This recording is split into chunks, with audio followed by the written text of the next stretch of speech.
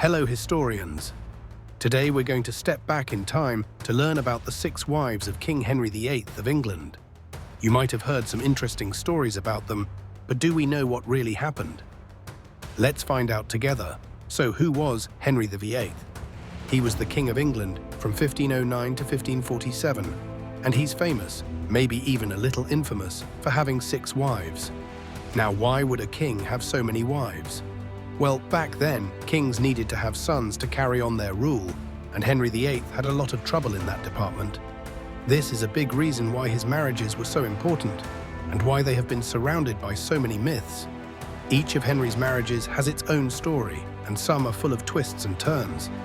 For example, his first wife, Catherine of Aragon, was originally married to Henry's brother. When Henry married her, he hoped for a son, but they only had a daughter named Mary. Frustrated, Henry decided to marry Anne Boleyn. To do this, he even changed the entire church in England so he could divorce Catherine. Anne Boleyn was the second wife, and she was quite different from Catherine. Some people really liked her, while others didn't. She gave birth to a daughter, Elizabeth, but no sons. Eventually, Anne was accused of serious crimes and executed, though many historians now believe these accusations were not entirely true. This is a perfect example of how myths and reality can be mixed up over time. But what about the challenges and controversies? Well, one challenge is that a lot of the stories we hear about Henry's wives come from writings that were made after they were gone. Some of these writers wanted to make them look good, while others wanted to make them look bad, depending on who they supported. This means we have to dig deep to find the truth. Henry's marriages influenced the whole country, especially in religion. Remember how Henry changed the church so he could marry Anne Boleyn? That was a huge deal. The church change affected everyone in England and is still important today. So as we explore further, we'll dive into the tales of mystery and intrigue, separating myth from reality. Who was really to blame for the fate of these wives? Was it Henry, the wives themselves, or the times they lived in? Keep your thinking caps on as we uncover the real stories behind these fascinating women in history. Hello, young historians.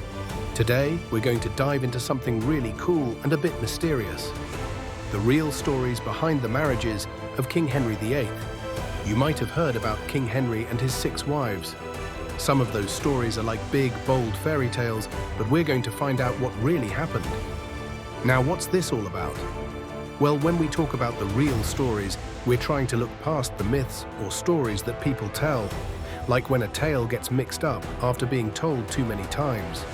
It's important because understanding these real stories helps us learn what life was truly like for Henry's wives and how they fit into his rule as king. First, let's talk about Catherine of Aragon, Henry's first wife. People often think all Henry wanted was a son, and when he and Catherine couldn't have one, he decided to find a new wife. But the real story is more complicated. Catherine was a strong queen who ruled England when Henry was away. She was smart and respected by many. So it wasn't just about having a son, there were many other reasons Henry wanted a new wife, like wanting to marry Anne Boleyn. Speaking of Anne Boleyn, here's another real story. Some say Anne was a witch who bewitched Henry. But in reality, Anne was intelligent and had new ideas that Henry liked. They both wanted to change things in the church and how England was ruled. But when Anne couldn't have a son either, things turned bad for her. Isn't it interesting how the real stories show us people, not just fairy tale characters? Some people believe these myths because they sound exciting and make King Henry's story even more dramatic. However, other historians like me know it's important to look at the facts to understand what really happened.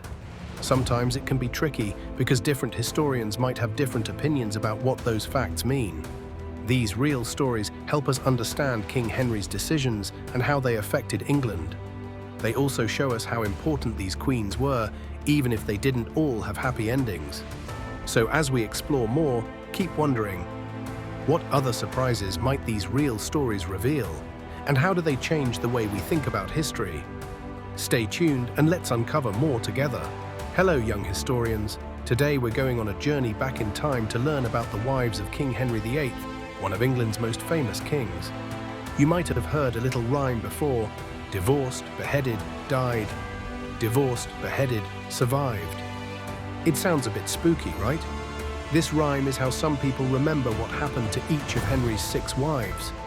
But guess what? There's more to the story, and not everything in that rhyme is as simple as it seems. Let's start with the basics. When people say divorced, they're talking about how Henry's first wife, Catherine of Aragon, and his fourth wife, Anne of Cleves, had their marriages to Henry ended. But back in those days, getting a divorce wasn't like it is now. For Catherine, it involved a lot of arguing and even changing the church rules because Henry wanted a son so badly. For Anne of Cleves, it was more like an agreement, and they actually became good friends afterward. The beheaded part of the rhyme refers to 2 of Henry's wives, Anne Boleyn and Catherine Howard. There's a lot of drama here. Anne Boleyn, Henry's second wife, was accused of many things. But today, many historians think she was innocent. It was a tough and unfair time for her. Catherine Howard, wife number 5, also faced a tragic end. Stories say she made some bad choices, but the truth is a bit more complicated and perhaps misunderstood. As for the died part, that's talking about Jane Seymour, Henry's 3rd wife. She died after giving birth to Henry's only son, Edward.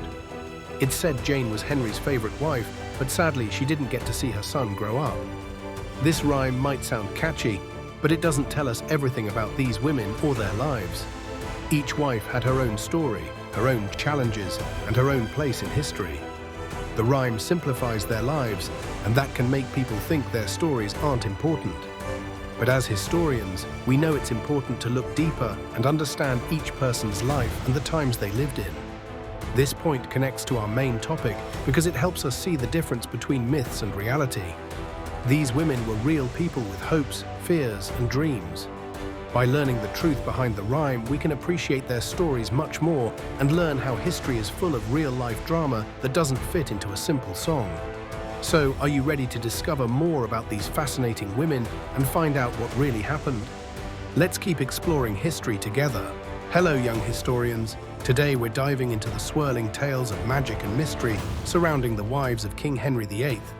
You might have heard some people talk about witchcraft when they discuss Henry's wives. But what does that really mean? Witchcraft in the past was a belief that certain people could use magic to influence events or cause harm. Back in Henry VIII's time, many people were afraid of witches and thought they could cause bad things to happen. Now, here's the twist. Some folks believed that witchcraft played a role in the fates of Henry's wives. Why is this important? Well, the idea of witchcraft adds a layer of mystery to history and shows us how fear and misunderstandings can shape stories. Imagine thinking that magic was the reason for the ups and downs in the royal family. Let's look at 2 examples. First, there's Anne Boleyn, Henry's second wife. Some people spread rumors that she was a witch because they wanted to make her look bad. They said she had a 6th finger, which they thought was a sign of witchcraft. But historians now know these were just made-up stories to hurt her reputation. Another example is Anne of Cleves, Henry's 4th wife. While witchcraft wasn't directly blamed, mysterious and unfair judgments were made about her too. People thought she was not as pretty as her portrait showed, and rumors swirled around her failure to win Henry's heart. Some might say these tales were like a spell of misunderstanding cast over history. Not everyone believed in the witchcraft rumors. Many historians today think these stories were used to explain events that were hard to understand or to blame someone for things that went wrong. But back then, the fear of witches felt very real to people. This mystery and fear did create challenges. It was hard for the wives of Henry VIII to defend themselves against such wild accusations. Plus, these stories make it tougher to find the real truth about their lives.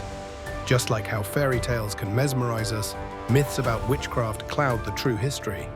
Understanding this helps us see how myths about Henry's wives have grown over time. It reminds us that history can sometimes be like a game of telephone, where stories get twisted. As we continue to explore the stories of these queens, remember that the truth is often more interesting and surprising than the myths. Stay curious and keep digging for the facts, because history is full of mysteries waiting to be solved.